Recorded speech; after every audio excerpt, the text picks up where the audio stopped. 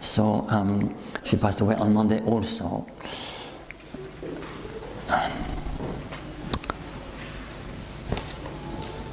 Now before the sermon, I had prepared my sermon yesterday without knowing the latest announcement from the Pope, but the Pope has put out an apostolic letter yesterday on tradition.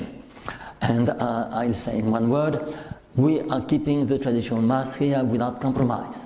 We keep that traditional Mass, that's the reason why you come here, and we are not going to change. In that letter, it is insinuated that we cause division. I say, no, we don't cause division. We keep what the Church has always done. We haven't changed. We're not the one causing division. Those who cause division are those who have introduced the new Mass. Those who have introduced all the novelties of Vatican II, they are those who cause division. And the fruit of them is visible in the diocese.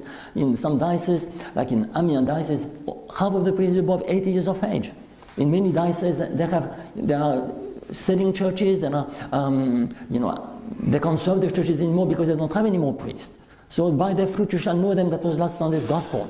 So we're not the one dividing. We're the one keeping what the Church has always done. Fidelity is never outlawed in the Church. And fidelity deserves the reward at the end. Well done, good and faithful servant. It is to those who are faithful servants that they will receive the reward. Enter into the joy of thy master. So we don't change, we keep the Mass, and we continue. And there will be accusations, oh, you are outside of the Church, what is obedient? That is not true. Those accusations are not true. We keep what the Church has always done, and that cannot be forbidden. That cannot be forbidden. Pope Benedict XVI said beautifully that which the Church held as the most precious and the greatest treasure cannot from one day to the next become forbidden. So the thing to know is that the Pope is not infallible in everything that he says, only when he speaks ex cathedra, and he does not speak ex cathedra in that letter. If you compare that letter with the bull of St. Pius V, who is a true saint, and you see the authority that St. Pius V put in his bulla, he put the whole weight of his apostolic authority to canonize in a certain way the traditional Mass.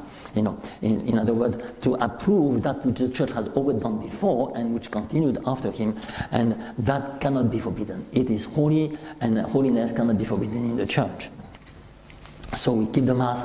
We will hear more about that in the weeks to come, I'm sure. That's going to cause quite some reactions. Just in simple way, don't fear. We are going to be faithful to the Mass of all times without changes, and we denounce the new Mass precisely as something new, something that has changed everything. They claim that the Roman canon was not changed. It's not true. Even in the new Mass, the Roman canon has been changed. They have suppressed 24 out of 25 signs of the cross. They have changed the consecration itself, which comes from St. Peter, and they have suppressed a few other endings at the end of the prayers. They have changed even the Roman canon, which was untouchable. It is the canon that is the rule that does not change. That's what is the meaning of canon, the rule that does not change. So the new Mass is not traditional, and it is not in fidelity with the antique Church. So we keep the Mass of all times without any change. So don't fear. But it needs to be clear. In the Gospel, our Lord teaches us the right use of money. Make yourself friends with the money of iniquity, the mammon.